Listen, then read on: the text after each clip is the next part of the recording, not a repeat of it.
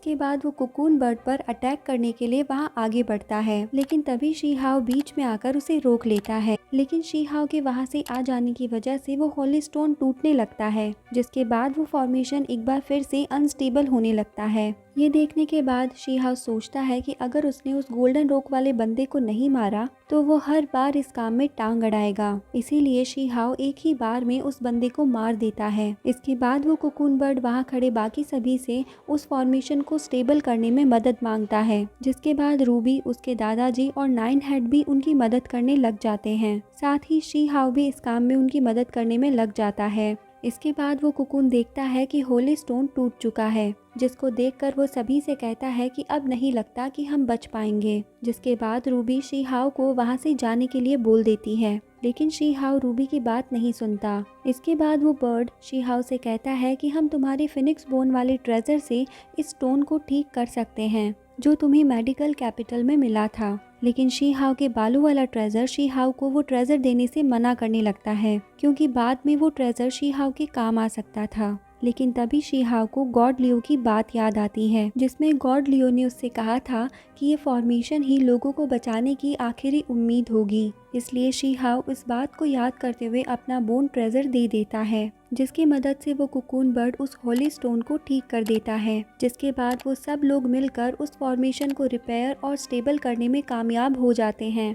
और जब वो फॉर्मेशन स्टेबल हो जाता है, उसके बाद वो सभी एक अलग वर्ल्ड में पहुंच जाते हैं। तभी एक पोर्टल से वहां पर एक लड़की आती है, जिसको देखकर रूबी के दादाजी कोकून बर्ड से कहते हैं कि जिसका तुम इंतजार कर रहे थे वो आ चुकी है। साथ ही वो कोकून बर्ड भी उस लड़की को देखकर बहुत ही खुश हो जाता है। इसके बाद वो कोकून बर्ड अपने असली रूप में आ जाता है। इसके बाद हमें पता चलता है कि उस कोकून बर्ड का असली नाम एल्डर कॉन्ग है। अब एल्डर कॉन्ग और वो लड़की एक दूसरे को देखकर बहुत खुश हो जाते हैं और एक दूसरे के गले लगकर बोलते हैं कि आखिर वो समय आ ही गया जब हम दोनों फिर से मिल गए हैं। इनको देखकर हम सब ये तो समझ जाते हैं कि ये दोनों ही लवर्स हैं, जो कुछ सालों पहले कोई रीजन की वजह से अलग हो गए थे। ये सब देखकर शी हाओ रूबी से पूछता है कि ये सब क्या हो रहा है, जिस पर रूबी रिप्लाई देती है कि मुझे ज्यादा कुछ तो नहीं पता, पर मैंने ये सुना है कि जब ये दोनों एक दूसरे से अलग हुए थे तब एल्डर कॉन्ग ने कोई ट्रेजर चुरा लिया था और इसकी वजह से मेरे फादर और ग्रैंडफादर इन्हें मारना चाहते थे।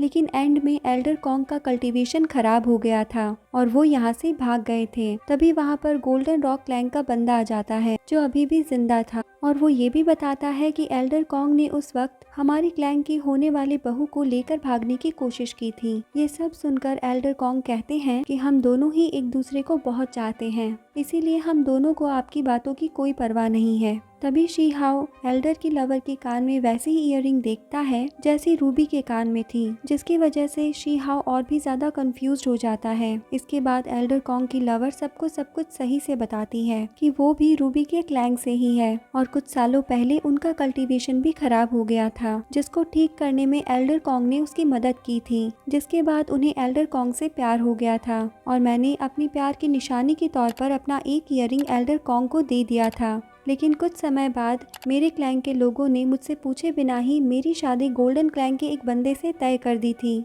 जिसके बाद हमने भागने की कोशिश की क्योंकि हम अलग नहीं होना चाहते थे। इसीलिए हमने उस एंशिएंट स्टोन की मदद से इस वर्ल्ड में आने की कोशिश करी, क्योंकि मेरा भाई और गोल्डन रॉक क्लैंग के बंदे हमारे पीछे पड़े थे।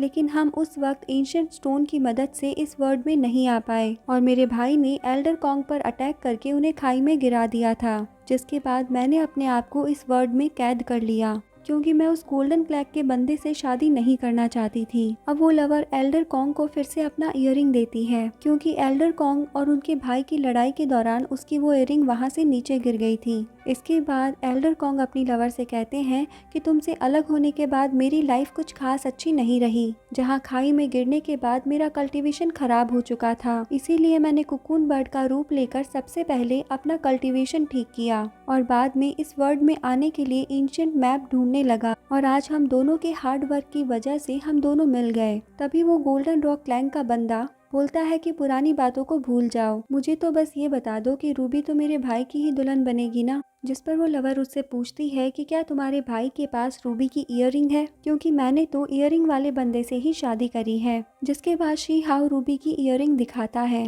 जो बहुत पहले ही गलती से उसके पास आ गई थी। ये देखकर वो लड़की भी रूबी से कहती है कि इसका मतलब तुम्हें भी अपना प्यार मिल चुका है, जिस पर रूबी शर्माते हुए बोलती है कि ऐसा कुछ भी नहीं है, ये रिंग इसने चुराया था। इसके बाद वो लवर लड़की रूबी के ग्रैंडफादर से कहती है कि मैं होप करती हूँ कि आप रूबी के साथ ऐसा कुछ भी नहीं करेंगे जैसा आप लोगों ने मेरे साथ किया। जिसके बाद वो ग्रैंडफादर इस बात के लिए हाँ कहते हैं। अब वो लवर शी हाउ से कहती है कि क्योंकि तुम्हारे पास रूबी का इयररिंग है तो तुम भी इससे शादी कर सकते हो। जिसके बाद शी हाउ को अपनी रूबी के साथ बिताए हुए मोमेंट्स याद आते हैं और वो कहता है कि अभी ये सब बहुत जल्दी हो जाएगा।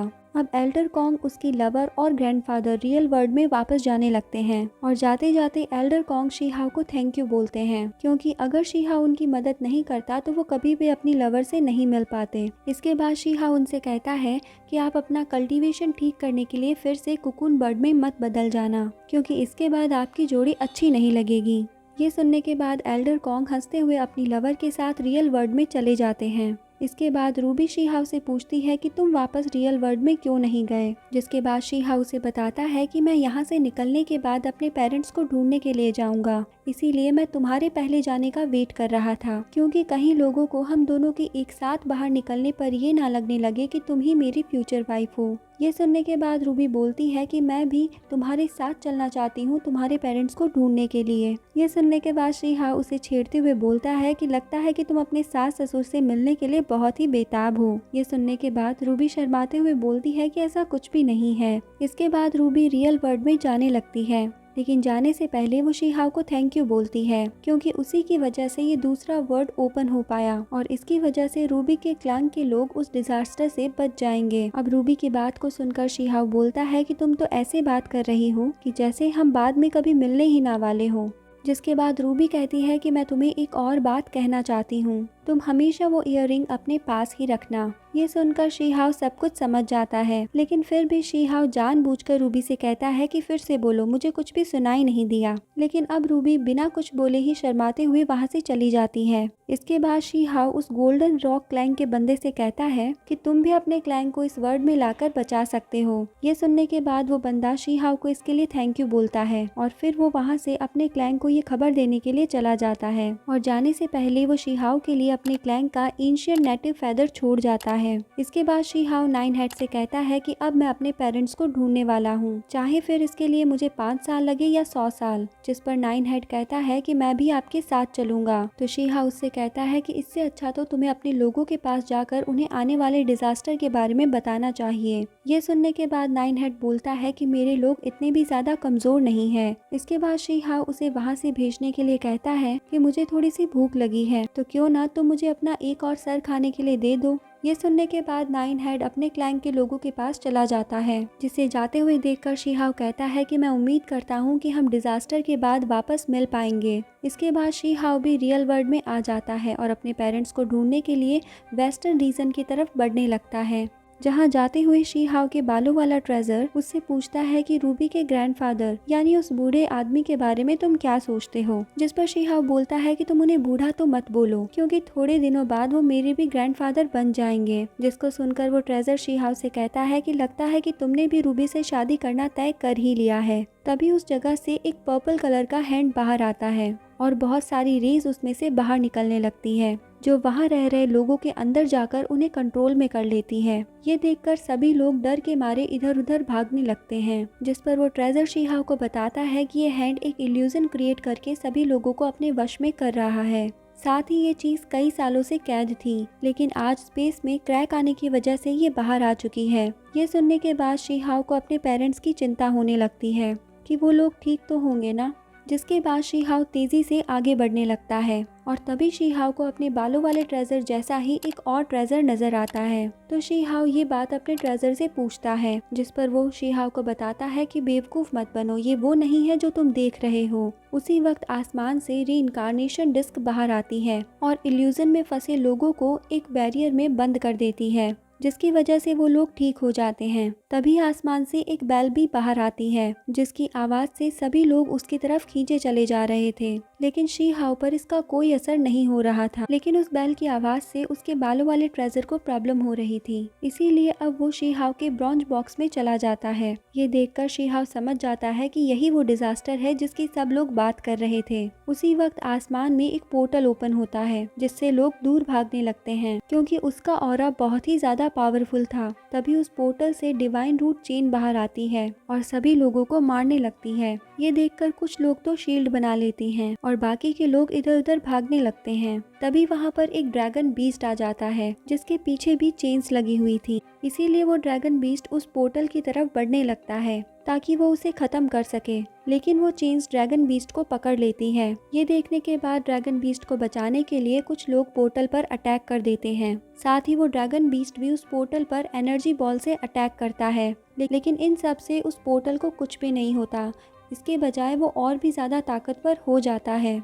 इसके बाद कुछ और डिवाइन रूट चेन्स पोर्टल से बाहर निकलती हैं और ड्रैगन बीस्ट को पोर्टल के अंदर खींच लेती है। ये सब देखकर शी हाउ सोचता है कि ये क्या चीज है जिसे इतनी पावरफुल एनर्जी से भी कुछ नहीं हो रहा। इसके बाद एक बंदा और उसका पालतू बीस्ट उस चेन पर अटैक करने लगते हैं, लेकिन वो चेन्स उन दोनों को भी पोर्टल के अंदर खींच लेती है। ये सब देखकर शी हाउ समझ जाता है कि कोई भी आम बीस्ट इनसे नहीं बच पा रहा है। तभी शी हाउ आसमान में एक पावरफुल बर्ड बीस्ट को उड़ते हुए देखता है, जिसे वो चेन्स कुछ भी नहीं कह रही थी। ये देखने के बाद शी हाउ को रूबी की बात याद आती है, जिसमें वो बताती है कि डिजास्टर के डर से सभी लोग इधर उधर भागने लगेंगे, लेकिन वो डिजास्टर 90% से ज्यादा आर्म प्रैक्टिशनर्स को मार देगा। ये देखकर शी हाउ समझ जाता है कि आर्म प्रैक्टिशनर्स के अलावा बाकी सब लोग सेफ हैं, क्योंकि वो चेन्स सिर्फ कमजोर कल्टीवेटर्स को ही हार्म कर रही थी। अब शी हाउ ये भी सोचता है कि अगर यहाँ ऐसा हाल है तो बाकी जगह क्या ही हाल होगा। इसके बाद एक चेन शी हाउ को भी पकड़ने आती है। ये देखकर शी हाउ को कुछ समझ नहीं आता और वो खुद को उस चेन से बचाने के लिए अपनी गोल्डन स्पिरिट बर्ड टेक्निक का यूज करता है। अब दोस्तों, शी हाउ उन चेन से पकड़ा जाता है या बच जाता है,